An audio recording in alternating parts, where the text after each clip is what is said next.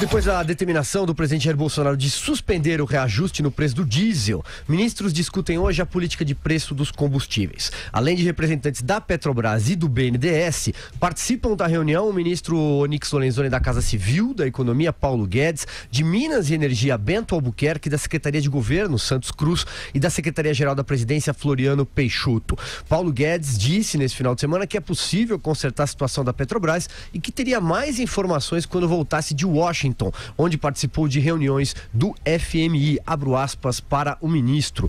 O presidente tem muitas virtudes, faz muitas coisas certas e já disse que não entende muito de economia. Se ele fez algo que não é muito razoável, tenho certeza que podemos consertar isso. Uma conversa conserta tudo. Vera Magalhães. Pois é, o ministro ficou bastante contrariado, não escondeu, né, a sua contrariedade. Ainda em Washington ele falou ali que era uma inferência razoável chegar à conclusão de que ele não tinha sido ouvido, não tinha sido consultado sobre a decisão. Agora vai se tentar correr atrás, Silvio, tentar consertar o estrago, mas ele já existe na forma daquela depreciação das ações da companhia, que a gente falou aqui na semana passada, uma dúvida que se estabeleceu no mercado quanto à possibilidade da empresa seguir com o seu plano de venda de ativos, uma vez que aquele velho fantasma do intervencionismo estatal volta a rondar a Petrobras.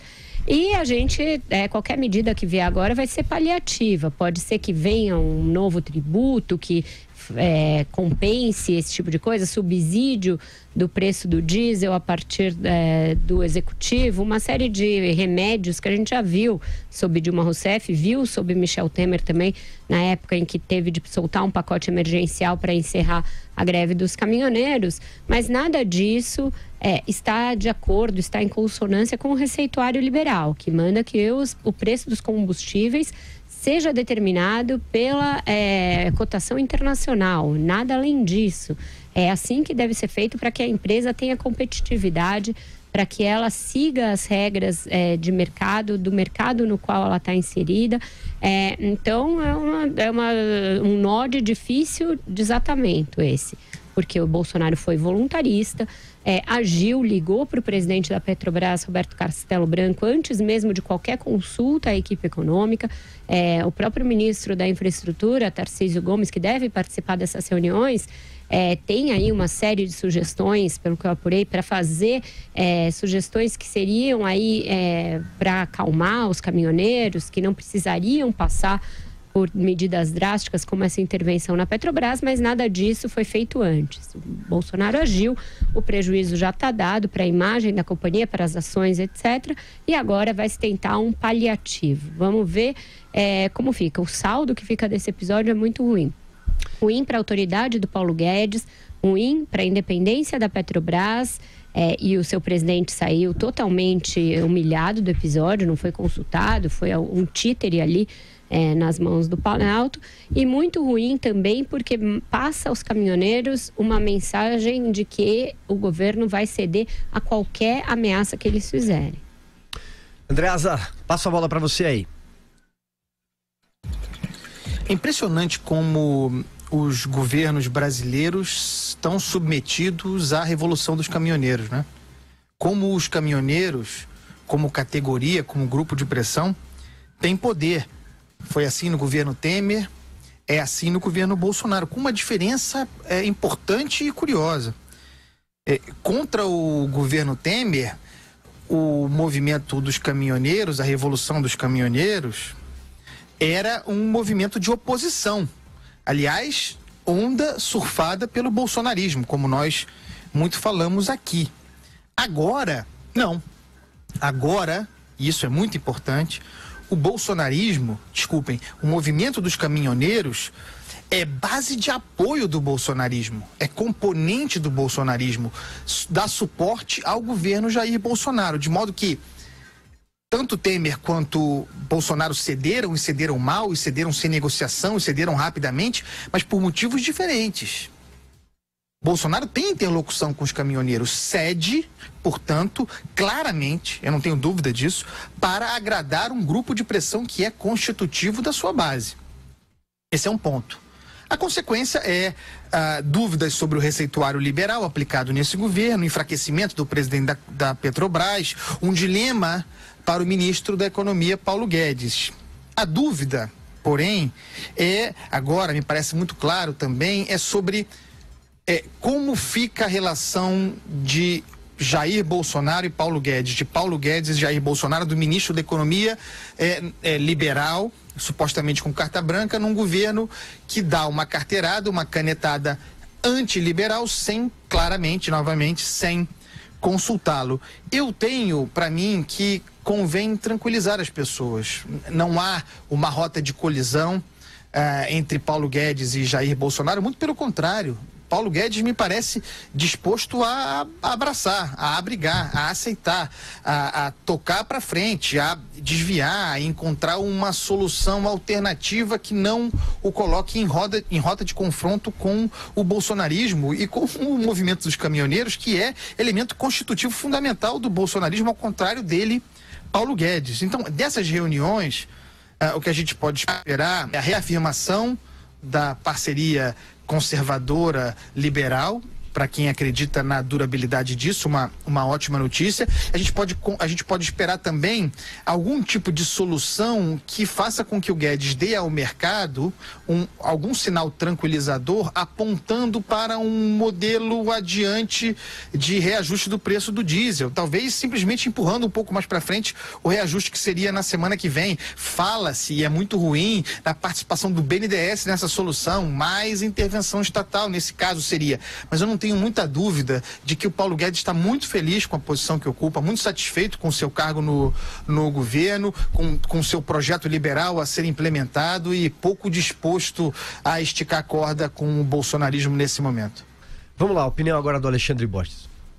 Olha, na sexta-feira, quando a gente comentou esse assunto, eu terminei a minha fala pedindo para o presidente conversar com o seu posto Ipiranga, conversar com o Paulo Guedes. Ainda bem que ele vai realmente conversar, aliás, não só com ele deve ter conversado com mais gente ao longo do final de semana, vai conversar também com o Bento Albuquerque, o ministro da Minas e Energia, vai conversar com o Tarcísio Gomes de Freitas da Infraestrutura, vai pegar pelo menos essa ala não ideológica e mais técnica do seu governo e vai ouvir as melhores, acredito eu, os melhores conselhos sobre como conduzir de uma maneira não dilmística, populística, mas enfim, de uma maneira técnica e que dê ganhos para o país. Então, eu me lembro que quando a gente comentou isso na sexta-feira, teve uma gritaria de muita gente nas redes sociais e a gente volta, e eu vou voltar a um ponto que eu sempre falo, calma, não precisa reagir no calor da notícia. Quando a gente eventualmente faz um alerta, faz uma crítica, não quer dizer que você está jogando contra,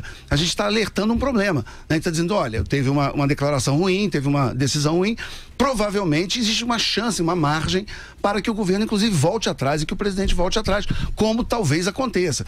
A gente aconselhou, falou assim, olha, o ministro Paulo Guedes estava em Washington, estava viajando, pelo jeito não foi consultado suficientemente para a condução dessa decisão. Ele dá uma declaração dizendo que, olha, nós vamos consertar o erro e nós vamos chegar a um termo melhor, porque a Petrobras não é uma empresa 100% estatal, além disso ela tem capital aberto, tem ações comercializadas em bolsa aqui fora do país. Isso tem consequências muito graves e muito sérias quando a gente dá uma pedalada administrativa dessa. Então, se realmente a equipe econômica, se os ministros da área técnica, e especialmente o ministro Paulo Guedes, conseguir demover o presidente dessa decisão e devolver a Petrobras a autonomia para tomar decisões técnicas, tanto melhor para o país.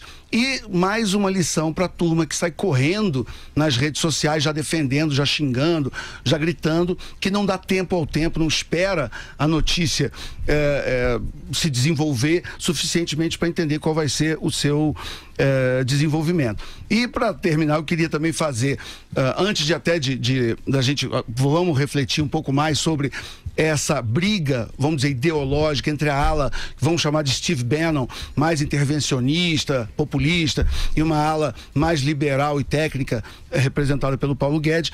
Eu queria deixar como dica aqui para o nosso ouvinte, para o nosso espectador, um livro do Ludwig von Mises, recém-lançado pela editora LVM, chama Intervencionismo, uma análise econômica. É um livro curto, mas sensacional, onde ele resume, é um livro que foi escrito em 1940, mas parece que foi escrito ontem e para o Brasil. Então, se vocês puderem dar uma olhada, é um pequeno jabá, porque eu que escrevi o prefácio do livro, mas eu não ganho um centavo com isso, vocês podem comprar à vontade, que eu não estou fazendo alto jabá, apenas estou recomendando mesmo de coração para vocês, porque o livro é muito bom e resume bem os problemas e a situação econômica do Brasil atual. Muito bem. Você tem um complemento, Vera? Não, só queria falar sobre as saídas aí. Eu falei na minha primeira intervenção sobre as discussões que estão na mesa. Nenhuma delas segue o receituário liberal clássico, porque o governo se enfiou nesse nó. Ou ele vai ter de discutir a volta de uma política de subsídio, subvenção ao preço do diesel, que foi o que o Temer fez na época dos caminhoneiros. E olha, Bolsonaro foi perguntado várias vezes na campanha o que ele colocaria no lugar dessa política que se encerraria em 31 de dezembro. Escapou o quanto pôde, não incluiu isso no programa de governo, não se discutiu isso ao longo da campanha. E aí o problema estourou. Aí o que a Petrobras fez? Quis fazer um espaçamento do reajuste do diesel. Não deu certo, porque pegou um momento em que o preço internacional estava escalando, estava alto. Aí, depois, passados 20 dias, veio esse reajuste de 5,7%, que assustou o presidente, fez com que ele passasse a mão e ligasse para o presidente da empresa. Tem uma outra possibilidade de se instituir uma bolsa aí, uma espécie de fundo de impostos flexíveis que amorteça de alguma maneira o aumento do preço do diesel. Nenhuma solução é tranquila, nenhuma é fácil, e é por isso que a gente vai ver muito contorcionismo verbal das autoridades daqui ao longo da semana, porque alguma dose de cavalo de pau vai ter que ser dado, e esse cavalo de pau é sempre no sentido do intervencionismo, nesse caso. Porque fazer o que manda o receituário liberal estrito sensu, que é deixar o preço flutuar de acordo com a cotação internacional, isso parece fora da cogitação de Bolsonaro e dos demais ministros, pelo impacto que pode trazer e pelo risco que pode trazer de que os caminhoneiros iniciem um novo movimento grevista.